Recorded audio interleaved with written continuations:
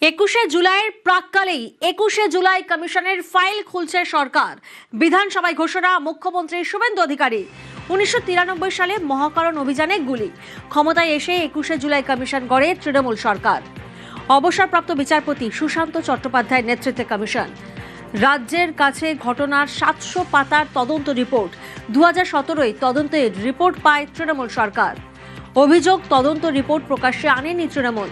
আজ বিকেলে কমিশনের রিপোর্ট পেশ সরকারের। আর কিছুক্ষণের মধ্যেই রিপোর্ট পেশ, অর্থাৎ 21শে জুলাইয়ের ঠিক প্রাক্কালেই 21শে জুলাইয়ের ফাইল খুলছে সরকার। 21শে জুলাই কমিশনের ফাইল খুলছে সরকার। বিধানসভায় ঘোষণা করেন মুখ্যমন্ত্রী শুভেন্দু অধিকারী, যা অত্যন্ত গুরুত্বপূর্ণ।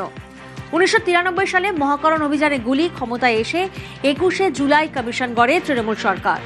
আর এরপর অবসরপ্রাপ্ত বিচারপতি সুশান্ত চট্টোপাধ্যায়ের নেতৃত্বে কমিশন গঠন হয়। রাজ্যের কাছে ঘটনার 700 পাতার তদন্ত রিপোর্ট। 2017 তদন্ত রিপোর্ট পায় তৃণমূল সরকার। আর এই জায়গা থেকেই অভিযোগ, তদন্ত রিপোর্ট প্রকাশ্যে আনেনি তৃণমূল। আজ বিকেলে কমিশনের রিপোর্ট পেশ সরকারের। 21শে জুলাইয়ের প্রাক্কালে 21শে জুলাই কমিশনের ফাইল খুলছে সরকার।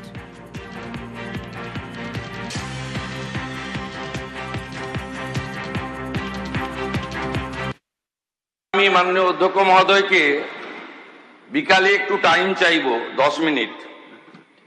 এটা হলো, বিগত সরকার 2011 সালে আসার পরে 21শে জুলাই কমিটি করেছিল, 21শে জুলাই কমিশন, রিটায়ার্ড জাস্টিস সুশান্ত চ্যাটার্জির নেতৃত্বে। আমি সেই রিপোর্ট আজকে বিকালে জনগণের সামনে প্রকাশ করব।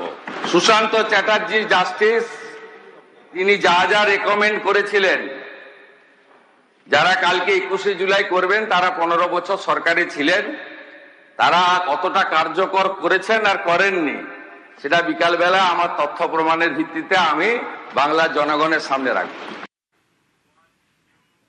আগামীকাল 21শে জুলাই, আর ঠিক তার প্রাক্কালে আজকের দিনে মুখ্যমন্ত্রী শুভেন্দু অধিকারীর এই ঘোষণা নিঃসন্দেহে অত্যন্ত তাৎপর্যপূর্ণ। জাস্টিস চ্যাটার্জি কমিশনের রিপোর্ট ঠিক কি কি রয়েছে তা জানতে আগ্রহী সকলেই। আর সেই ফাইল খুলছে আর কিছুক্ষণের মধ্যেই। 21শে জুলাই কমিশনের ফাইল খুলছে সরকার। বিধানসভায় ঘোষণা করেছেন মুখ্যমন্ত্রী শুভেন্দু অধিকারী। 1993 সালে মহাকরণ অভিযানে গুলি চলে, ক্ষমতায় এসে 21শে জুলাই কমিশন গড়ে তৃণমূল সরকার। অবসরপ্রাপ্ত বিচারপতি সুশান্ত চট্টোপাধ্যায়ের নেতৃত্বে এই কমিশন। রাজ্যের কাছে ঘটনার 700 পাতার তদন্ত রিপোর্ট এবং 2017 তদন্তের রিপোর্ট পায় তৃণমূল সরকার। আর এই জায়গা থেকেই অভিযোগ যে তদন্ত রিপোর্ট প্রকাশ্যে আনেনি তৃণমূল। আজ বিকেলে, অর্থাৎ আর কিছুক্ষণের মধ্যেই কমিশনের রিপোর্ট পেশ সরকারের। আর এই নিয়েই কি বলছেন ফিরহাদ হাকিম, শোনাবো আপনাদের।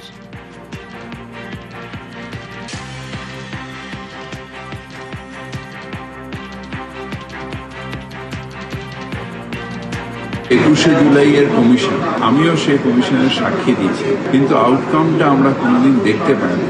আজকে মুখ্যমন্ত্রী বলেছেন যে সেই 21শে জুলাই কমিশনের রিপোর্ট বিধানসভায় পেশ করবে। আমি স্বাগত জানাই, তার কারণ হয়তো 21শে জুলাইয়ের শহীদ আমিও হতে পারতাম। যেভাবে 21শে জুলাই হতো, আমরা মনের দিক দিয়ে না মানলেও আমরা বাধ্য হয়েছিলাম ওইভাবে 21শে জুলাই পালন। তখন আমাদের যুব কংগ্রেসের সভাপতি শুভেন্দু অধিকারী ছিলেন। 21শে জুলাই যুব কংগ্রেস বা যুব তৃণমূল কংগ্রেস করত, তার হাত থেকে মাইকটা কেড়ে নেওয়া হয়েছিল। সেটাও আমাদের আফসোস আছে। যেভাবে 21শে জুলাই শহীদ তর্পণ থেকে সেলিব্রেশনের পরিণত হয়েছে, সেটা নিশ্চিতভাবে আমাদের মনের ভেতরে আপত্তি ছিল। হ্যাঁ, সাহস পাইনি, প্রতিবাদ করতে পারিনি। 21শে জুলাই কমিশনের ফাইল খুলছে সরকার। নিঃসন্দেহে আজকের দিনে তাঁর এই ঘোষণা, অর্থাৎ মুখ্যমন্ত্রীর এই ঘোষণা অত্যন্ত তাৎপর্যপূর্ণ। সুকান্ত মজুমদার কি বলছেন, শোনাবো আপনাদের।